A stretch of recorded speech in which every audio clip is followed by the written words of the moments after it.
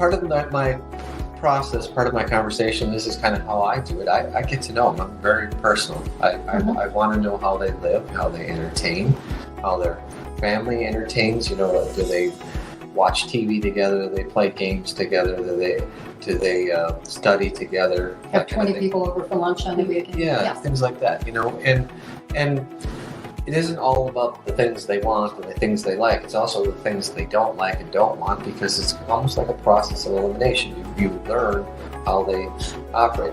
And you know what's kind of fun is sometimes you have these conversations and you start answering their questions for them, because you kind of you anticipate. Yeah, and then you draw it out or you show them the plan and they go, "That's exactly what we wanted. How did you know that? You told me."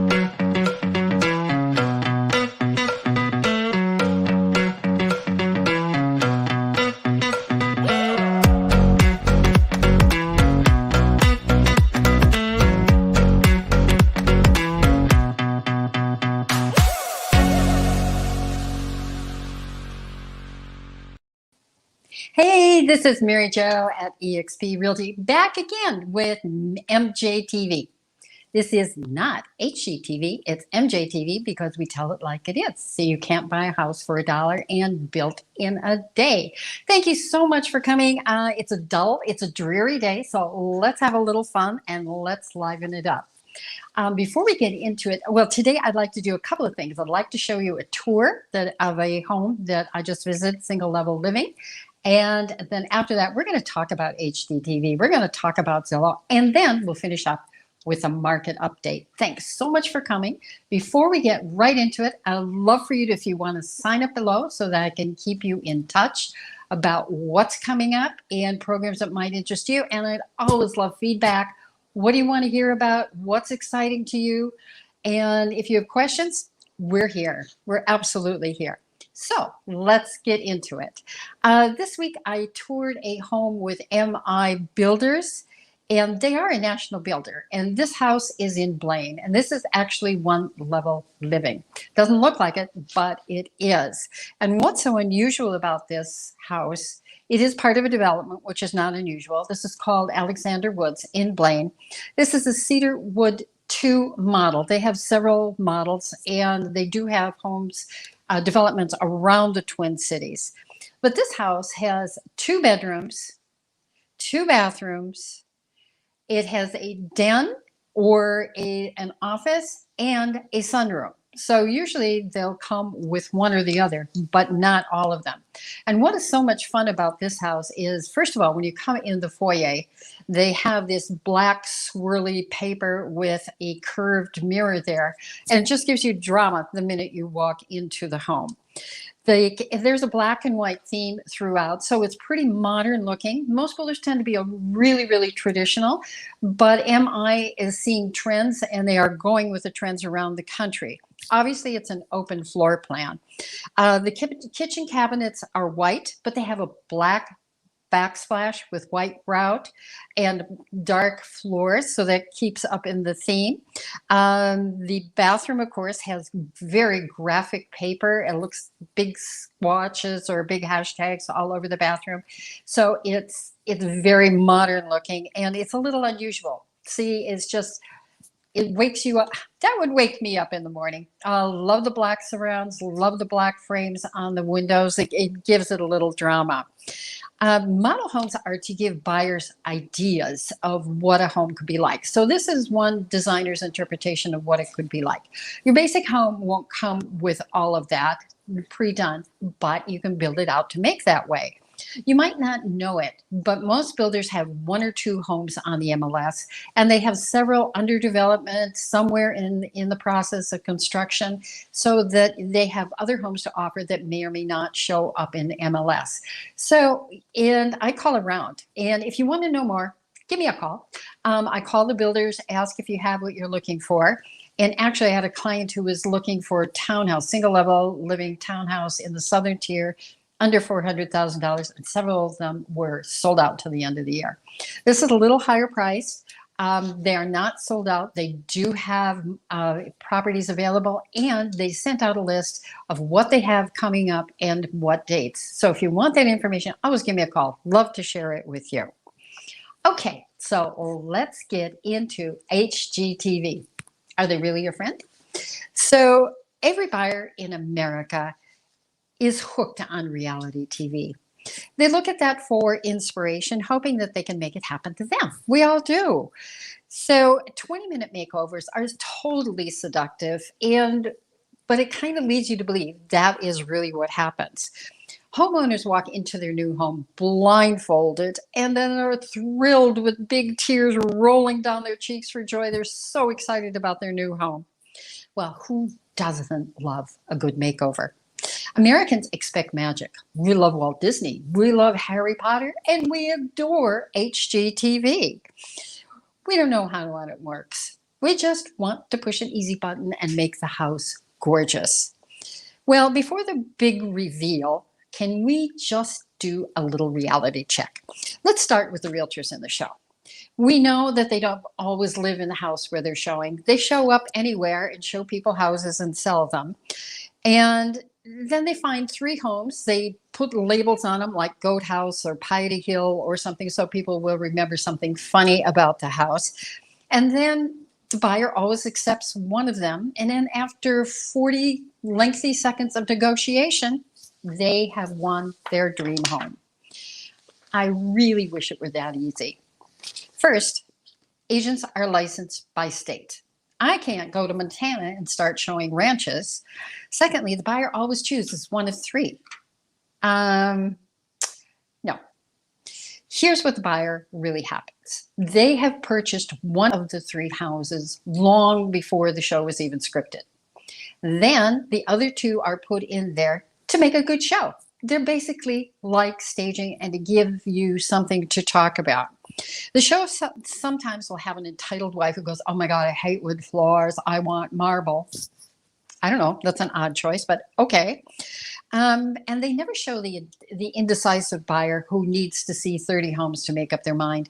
During the recession, when there were so many homes on the market, I had 2 clients and they both saw 50 homes.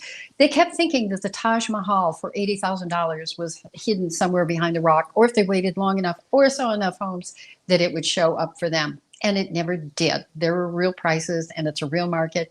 Yes, eventually both of them did, but it was kind of painful because their expectations were always up here and the market was right here. Well, how much do you think they'll take? They will take the list price. In that case, there was not a lot of negotiating. I've also had buyers who are very, very picky and they watch these TV shows and their expectations are, I want a 1920s style, I want a new construction quality, and I want a deeply discounted price. Okay, I can get 2 out of 3, but not in this market. And no, it's not going to happen. And basically, they're not really buyers. And I'll get into who they are in a little bit. Then they jump right into negotiation without any talk about financing, down payment, or closing costs. That's weird. You know, you want to know how much money that your buyers can actually afford, what they can put down. You want to talk with the lender, make sure that you're within their parameters as well. Then in real life, when you put in your negotiation, the sellers can hang you out there for quite a while. Usually on these shows, it takes them about 3 minutes to come back and say, yes, they accepted your offer, or it'll take $2,000 more. So I've had sellers hang us out there at least over a weekend. We write an offer on Friday and they're not going to look at it till Monday, maybe Tuesday, they hang you out. Last year I had one where a buyer submitted an offer on a fabulous house in St. Paul. It was beautiful. There were a number of offers, but the seller wanted to wait a week to see what else would come in. So basically wants to push the buyer to keep pushing the price up and up and up. We walked away. It was really extreme. What bothers me most about all of reality shows is they never talk about inspections or appraisals. And both are really critical to you finding a new home. Remember, surprise is a really bad word in real estate. It comes with dollar signs, usually from your pocket. An inspection can find things like a rotting beam, mold in the basement, leaky windows, all sorts of things. They check the roof. They're not roof experts, but they can tell you if they should be able to tell you if you have hail damage. So in one episode of Chip and Joanna, they have bought a house that was on pier and beam, which means that there are blocks under the home and it's lifted off the ground. So Chip is ripping up the floor and he goes, "Hey, honey, we have a lot of termites here." And what? Where was the termite inspection? If you're in a southern state where there are termites, you're usually by law required to have a termite inspection. Termites are really dangerous because if they're chewing up your foundation, your house collapses. They're required. So I don't know what happened there. And there was another episode where a young woman, yes, at HGTV, was moving to Nashville. She's so excited. She has no job, but she's buying a house. Okay. Her father was a real estate agent in another city, and he strongly suggested that she have a home inspection. Well, she did. Everything went fine. We didn't hear anything back. She closed merrily along. Then they started some work on the house, and the toilet was backing up. Well, why would that be? So the host for the show went out and he said, "Oh, it's your sewer system is collapsed." Well, you did want an older home. No, no, no, no, no, no. What you don't want is the charm of a lawsuit for negligence. There is no way an inspector missed a sewer system. I even called somebody I knew in that city and I said, "How is this possible? Did they not?" And he said, "No, it is required by law. It's TV. It's not real." So just be very aware. I mean, that sewer system could have cost $15,000 to $30,000. They did it the cheap way, which wasn't really repairing it, which means at some point she will be stuck with the $15,000 to $30,000 bill. So it's not the buyer's fault. And if you call yourself a contractor, oh my God, I think you need to know what a septic system is. If you give it a few minutes of thought, you realize there's not a lot of reality and reality TV shows. Some of the shows have been sued for either negligence, lousy workmanship, or the case of the missing $85,000. I did meet a woman at an open house who confessed, yes, her house, her kitchen was remodeled by a reality TV. And I said, "How did it go?" She said it was in a battle the entire way. They wanted to throw paint on the floor so it had a splashy, artsy look. And then they did a button backsplash in the kitchen. She wasn't really very happy with it. So as much as there's so much fun, there are some ups and downs. And actually, I saw one episode. I just sat there aghast. It was a local builder or contractor, and they found this house in an exclusive area. And they said it was pretty much at the top of the budget of what the buyer could invest. They did plan for remodel money. They stripped it down to the studs, and there were no headers over any of the windows, which means we have just studs floating around. They basically had to tear it down. So they called the buyer and said, "Well, we have bad news. The house could collapse and we have to tear it down and build new." So the buyer says, "Okay." What buyer would say, okay? I mean, these are things you could not see in inspection because they're not ripping it down to the studs. So they did rebuild the house. It was an okay house. And apparently the buyer was thrilled. And they're telling her how much it's worth now, which I question where they got those numbers. So they're making it look like fun, but I would be having a heart attack right there on the spot if that were me. Housing rehabs take quite a while. They're not in 20 minutes as the shows would have you believe. And your contractor doesn't run around with an iPad showing you where he's going to move walls. Those designs, they'd also take several days to do in anticipation. So it's a really exciting time, but you do need an inspector. You need a contractor. You need a lender and a title company to get to closing before any decorator shows up and starts buying furniture. Every contractor, builder, or decorator rolls their eyes over the HGTV syndrome, and they all express frustration with the extreme expectation of those buyers who lack knowledge or any idea what really goes on. All reality shows are designed for entertainment. They aren't real. They aren't what really happens. And they're not how-to shows. So just take it with a grain of salt, be entertained, get some ideas, but it's not how it works. So let's move on to Zillow. I don't know if you know, but Zillow has now become their own brokerage, a lender, and they have a title company of choice.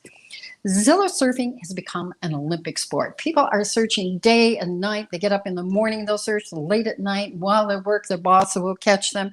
They can check their neighbor's value of how much they paid for the house. And if they're interested in their boss's house, they can look up that address and find out everything about that as well. Just recently, Zillow published their own report, and that it says that 83% of the people are searching all the time, but they are not buyers. 83% are surfing who are never going to buy. 45% of the people who ask to see a house have no intentions of buying. They just want to see it. So it's kind of a merry-go-round. And I used to be a fan of Zillow because the Zillow Trulia, they give people a lot more information than we're allowed to give them. They can give you the little crime map. We don't have that. They can give you walk score. They can tell you about schools. They can give you a list of local restaurants, which I think is, and some of them can even give you demographics, which I think is really important. So I used to be a fan, but I recently canceled my account. And what I love about them is what the information that they do give the public that the MLS cannot. But what I don't like is that they are assigning these buyers to an agent they don't know, they don't trust, they don't like, and they're never going to buy a house from. And the agents are paying big bucks for the money to have them. So it's kind of a spin and it's a waste of everybody's time. I know agents that are paying lots and lots of dollars for those leads, and yep, 83% are never going to buy. On the other hand, if you are buying, Zillow is also a home buyer. If Zillow is buying your house or any of the other iBuyers, they all have very similar structures. They're paying 20 to 30% under value. They will ask you, excuse me, they will ask you to pay their closing costs, which is about $2,700. And then they deduct repairs from the offer they are giving you. So that's what's happened to Zillow. It's morphed from, and the word Zillow comes from zillions of pillows. So they had data. Now they're a brokerage and they're buying homes. So that's a humongous animal right there.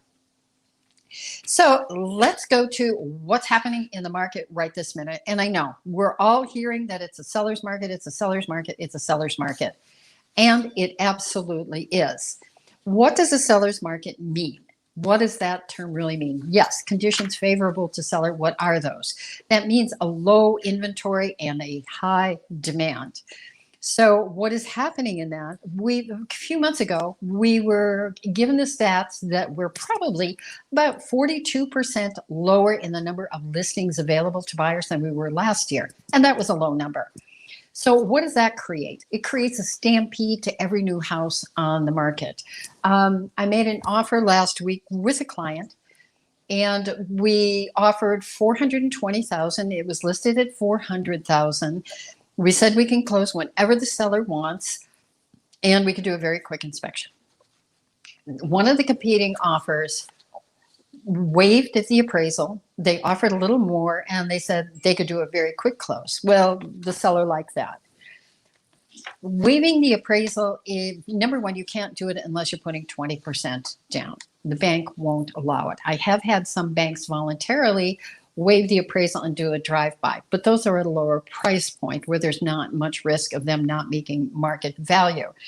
But if you make an offer on a house that was listed at 400 and you're offering 425, let's say, and that appraisal comes back at 410 or 415, we used to renegotiate with the seller about lowering the price. Now, the seller wants buyers to waive that appraisal, meaning that if there is a shortage in the appraisal or if the evaluation comes in short, the buyer will pay the difference.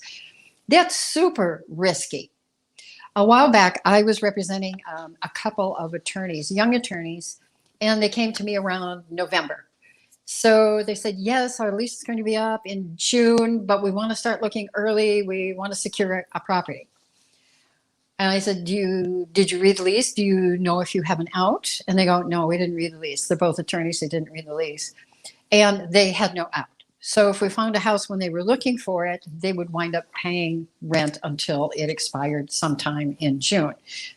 So there wasn't anything on the market that they liked right away. We started again in February. We were looking, and that's when all of this, it started to explode, getting so crazy with multiple offers on things. I mean, one of the offers, we were in the middle of 26 offers. And every time we lost, she wanted to know exactly why. And I tried to get that information. One time it was because a buyer waived inspection. And I went, wow. The house to me, from my experience, looked like it needed $30,000 to $40,000 in repairs and upgrades. They loved it. They were willing to take it without an inspection. They were willing to waive the appraisal, but they didn't have 20% down. And I had no information that they could even do that. It didn't occur to me because she kept telling me this was absolutely at the top of what they could spend. So they lost that offer, and we were in the middle of, I think, 18 offers on that one. So she was very, very emotional in losing it. It's a tough time for buyers. And I won't say that they ever did anything wrong. It's sometimes you never know what your competition is. But the big things are waiving inspections or waiving appraisals. I can't really tell a buyer that I think that's a good idea because there are things you can't see. What if the sewer is collapsed? That's $5,000 to $11,000 right there. Hidden mold could be another. There are a number of issues that could be pretty pricey, or they find after the fact that will cost them a lot more money. So why do I want to tell two attorneys to waive an appraisal and waive inspection? I don't think so. I'm going to wind up in jail. That's not a good idea. Here's what we're seeing in today's numbers. So actually, it's a little confusing because this is Market Watch. This is from MLS this morning. So we have 913 homes coming on the market, coming soon, which means they'll be within 3 weeks they'll be on the market. Brand new listings, 3,200. That means this is almost normal market for the number of homes that come on in the spring. Price change, 763. That's not a lot. That shows that people are getting their price. Back on market, 191. That could be for a number of reasons. Why do transactions fall apart? Either there's a financing issue, the buyer got cold feet, the appraiser came in short, or there was something with the inspection. One of those things. Canceled, 182. Some of those could be new construction because new construction is sometimes listed with just dirt. And they say to be built. So it's not unusual for those to expire or to come back on the market or to be canceled and relisted.